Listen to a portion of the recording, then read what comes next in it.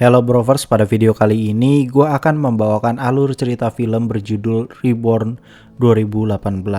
Film ini disutradarai oleh Lee Hai-long, dibintangi oleh Radian Vaughan, Han Geng, dan juga Yuan Lee. Film ini bersinopsis tentang seorang pria bernama Lee Hao-ming yang merupakan seorang gamer sekaligus wibu. Dia mendapat misi untuk meretas sistem kasino yang tadinya dia gamer gitu kan ya, tiba-tiba dibayar buat jadi seorang hacker handal gitu. Gokil gak sih? Udah lama nih kita gak bahas film hacker cuy. Dan ini balik lagi ke zaman old clip on X cuy. Seperti biasa ya, tanpa berlama-lama lagi, Ikuzo. Ini dia alur cerita film Reborn 2018. And welcome back to Clip on X. Alur. Film dibuka dengan diperlihatkan tokoh utama kita yang merupakan seorang gamer profesional bernama Hao-ming Lee. Kita sebut saja nama dia Lee. Tidak hanya seorang gamer dan wibu, dia juga seorang peretas handal atau bisa disebut sebagai hacker yang sangat jenius. Salah satu game favoritnya itu adalah CSGO. Di pagi hari, Lee beraktivitas seperti biasanya di mana sehabis begadang nge-push rank gitu ya, dia sempatkan waktu untuk mengasah kemampuan hackingnya dengan menangkap seorang pencopet di tengah keramaian, kemudian meretas sejumlah kamera dan CCTV di sekitarnya, kemudian memanipulasi semua berita pencopetan di area sekitar si pencopet. Alhasil, si pencopet langsung tertangkap orang di sekitarnya hanya dalam waktu hitungan detik saja.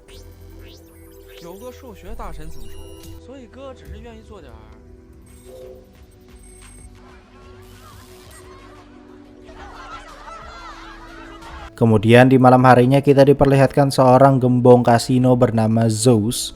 Si Zeus ini sedang mengadakan sebuah rapat pertemuan antara para gembong kasino lainnya yang akan menaikkan ongkos 10% karena pendapatan mereka kali ini sedang naik pesat. Seketika kantor pusat Zeus ini padam listrik dan langsung kena hack. Tak lama dari itu, mereka kedatangan dua orang misterius, yang satu namanya itu Zebra atau nama aslinya itu Fei, dan yang satu lagi namanya Suyi. Mereka berdua merupakan hacker yang berhasil meretas sistem kasino milik Zeus. Tidak hanya itu, mereka juga sangat mahir dalam bertarung.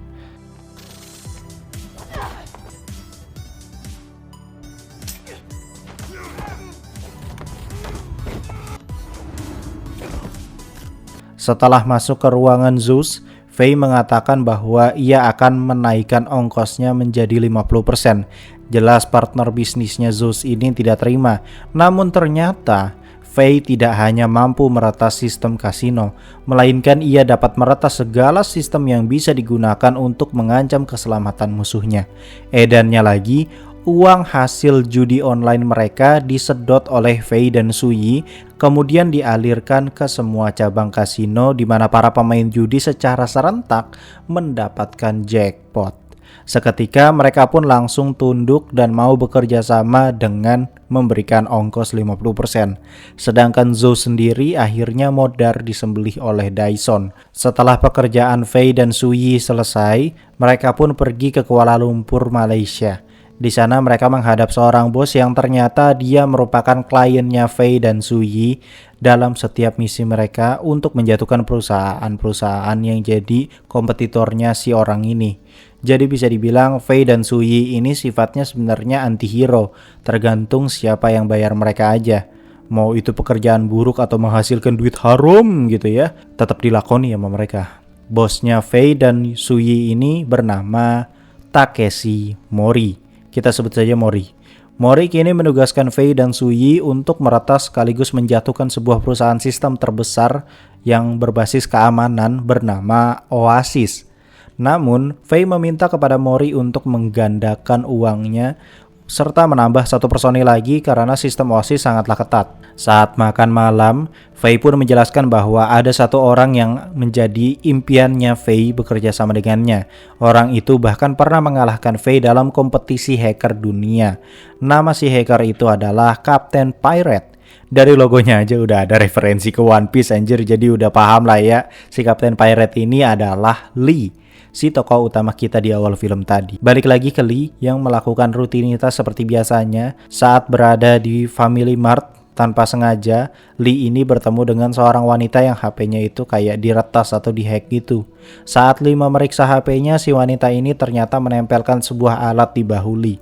Malam harinya terungkap fakta kalau wanita yang ditemui oleh Lee adalah Suyi yang sengaja memata-matainya untuk memastikan apakah benar gitu ya, Lee ini adalah Kapten Pirate. Setelah itu mereka ngebroy. Di sisi lain, Lee menghadiri acara cosplay wibu.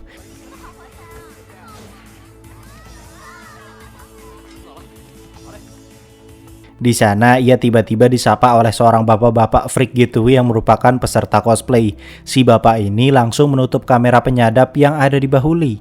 Ia juga tahu kalau Lee adalah seorang hacker bernama Kapten Pirate. Ternyata si bapak ini merupakan Biro Keamanan Informasi Hong Kong yang bergerak langsung di bawah kepemimpinan kepolisian Hong Kong. Namanya adalah Inspektur Chow.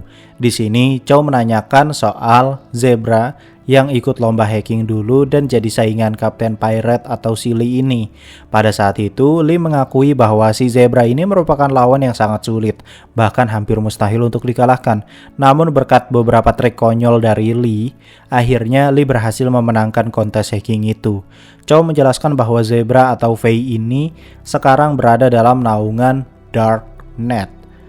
Berbeda dengan Lee yang tidak pernah menggunakan skillnya untuk hal kriminal, Chow mengajak Lee untuk kerjasama menangkap si Faye atau Zebra ini. Chow pun memberitahu kalau Lee ini siap gitu ya, silahkan telepon saja, jadi dikasih kartu nomornya gitu.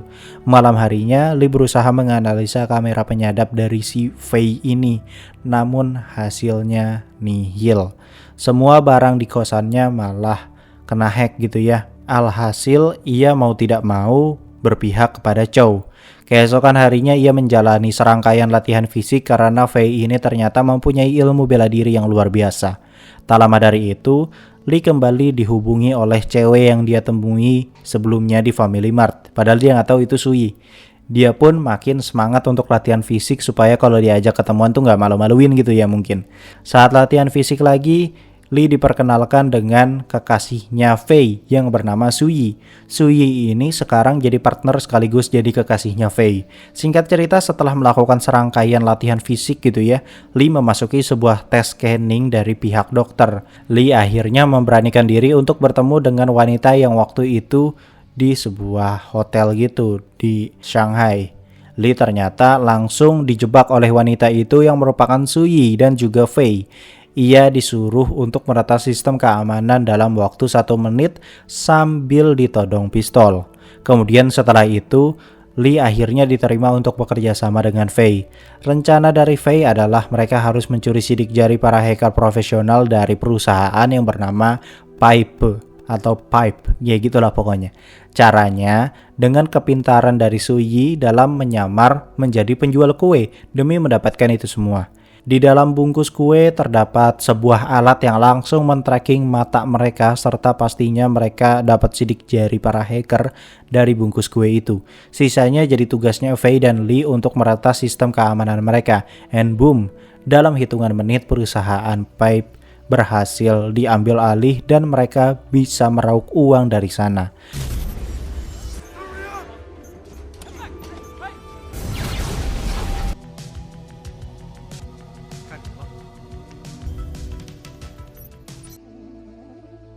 Malam harinya mereka bertiga selebrasi keberhasilan karena dapat cuan yang gak main-main. Namun tiba-tiba, ya ternyata itu hanyalah serangkaian percobaan mimpi dari Chow. Anjir, aing teh udah serius tadi teh ternyata cuman mimpi cuy. Setelah itu, Lee diberikan sebuah action figure yang berbentuk Luffy yang sudah dimodifikasi oleh Chow agar pihak kepolisian tetap bisa men-tracking sekaligus memantau keadaan Lee. Paginya, Lee langsung curiga dengan wanita yang dia temui waktu itu. Sesaat setelah dia melacak sinyal dari wanita itu, tiba-tiba dia dihabak dari belakang hingga pingsan. Suyi ternyata sudah berada di rumahnya atau di kosannya sejak tadi. Saat terbangun, Lee akhirnya bertemu dengan Faye yang mengajaknya untuk bekerja sama. Ternyata mereka akan cabut dari China dan mulai dari sekarang Lee tidak bisa share lokasinya ke siapapun. Sesampainya di Malaysia, Lee langsung cabut ke toko komik One Piece kemudian meminjam HP seorang bocil buat menghubungi Chow. Namun faktanya Chow meresponnya dengan sangat enteng di mana si Lee ini harus aktifin aja alat di action figure Luffy, kemudian polisi setempat datang menyelamatkannya. Untungnya upaya itu nggak ketahuan oleh Suyi. Lee pun dibawa ke sebuah rumah tua di mana rumah itu diawasi CCTV 24 jam. Rumah inilah yang akan dijadikan markas mereka. Terlebih lagi, semua pergerakan mereka diawasi juga oleh Takeshi Mori yang merupakan kliennya si Faye.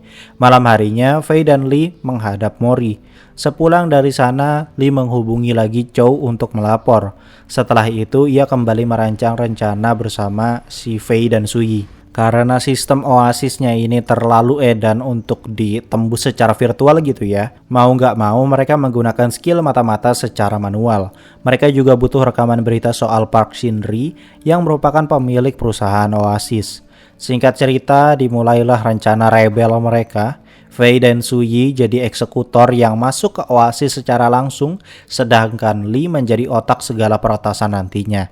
Saat sudah beraksi, kini tinggal Lee yang memutar berita soal kerusakan listrik, kemudian menggunakan suara editan Park Shin-ri untuk mengkonfirmasi pihak keamanan agar Faye dan Suyi bisa masuk. Pas udah masuk, Suyi langsung mengkonfirmasi lewat walkie-talkie untuk si Lee meretas keamanan mereka, kemudian mengirimkan aktivasi kodenya kepada Faye untuk membobolnya secara langsung. And boom, berhasil lagi. Kini tinggal tugasnya Faye dalam menekan Park Shin-ri untuk menjual oasis yang sudah hancur itu ke Takeshi Mori. Singkat cerita, oasis sudah resmi tumbang dan dibeli oleh Mori. Sampailah ke saat di mana Mori melakukan acara amal. Pada saat itu ia menugaskan sekretaris eksekutif untuk merekrut beberapa CEO ke sebuah pertemuan yang akan dihadiri oleh pria bernama David Lee. Imbalannya, sang sekretaris bisa mendapat 250 batang emas. Di sisi lain, Suyi dan Faye merayakan ulang tahun Lee dengan makan di restoran mewah kemudian memberikan kado komik One Piece kepada Lee. Saat mereka sedang bahagia, tiba-tiba terdapat sebuah berita kalau Park Shin-ri meninggal dunia karena kecelakaan beberapa saat yang lalu. Jelas Faye, Suyi, dan Lee tahu kalau pelakunya itu pasti si Japanese Mori gitu ya. Tengah malam, si Mori tiba-tiba datang dengan mengancam mereka untuk membobol Oasis 2.0 dalam kurun waktu 12 jam. Faye merasa itu terlalu berlebihan karena efeknya semua privasi pengguna ada di tangan si Mori. Di sini mereka tidak ada pilihan lain karena ternyata Suyi disandra. Keesokan harinya mereka berhasil melakukan itu dan menyerahkannya ke Mori. Namun faktanya kesepakatannya itu tidak sesuai dengan yang dijanjikan. Mereka bertiga malah hendak dibunuh.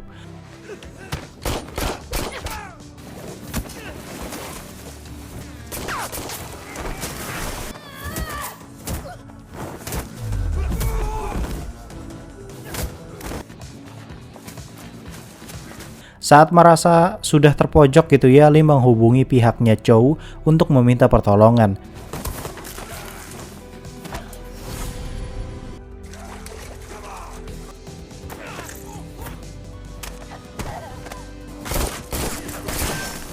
Setelah berhasil cabut, ternyata Mori sudah meretas sistem privacy di Oasis 2.0. Faye pun meminta kepada Suyi dan Lee untuk meninggalkannya agar ia menyelesaikan masalah ini sendiri saja. Faye juga tahu kalau Lee bekerja sama dengan Chow. Karena faktanya, Faye merupakan seorang mata-mata yang diutus langsung oleh pihak Europol atau kepolisian Eropa. Jadi dia mengenal betul soal Inspektur Chow. Di sisi lain, si Mori ini ternyata sedang meretas penerbangannya David Lee yang sebelumnya sekretaris eksekutifnya si Mori itu kan ditugaskan untuk mengumpulkan beberapa CEO di sebuah pesawat gitu ya menuju ke Zurich. Balik lagi ke Suyi yang sakit hati dibohongi oleh Faye yang menyamar selama ini dan meninggalkan mereka berdua. Di sini Faye dan Lee melanjutkan misi menerobos masuk Oasis 2.0 untuk mengambil alih sistemnya secara langsung dan membersihkan Oasis dari virus milik Mori. Dengan begitu mereka bisa melacak Mori dengan mudah serta memblokir semua aksesnya Mori di Oasis. Mereka juga menyadari misi Mori soal membajak pesawat yang berisi 4 CEO, namun mereka tiba-tiba ketahuan oleh Dyson. Kini mereka berhasil kabur berkat bantuan Suyi yang tiba-tiba datang. Di tengah perjalanan, Lee berhasil melacak ponselnya Mori yang sedang berada dalam perjalanan juga dan itu dekat sama mereka. Namun Dyson masih mengejar mereka pakai motor KLX. Untungnya Dyson berhasil digiles, kemudian mereka fokus mengejar si Mori. Setelah sudah dapat, Lee langsung meretas mobilnya Mori. Namun, Suyi berhasil ditembak oleh Mori hingga tewas di tempat. Fei dan Lee yang marah besar pun mengejar Mori.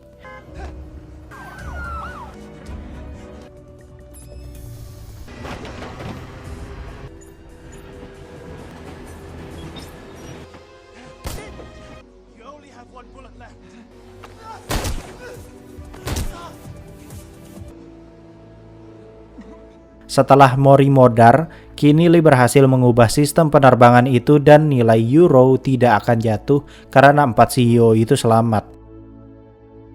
Setelah misi ini beres, Fei dan Lee pun mengunjungi makam Suyi. Di sini kepribadian Lee berubah drastis. Yang tadinya itu bikin ilfil gitu ya, culun, sekarang jadi lebih dingin dan penuh misteri.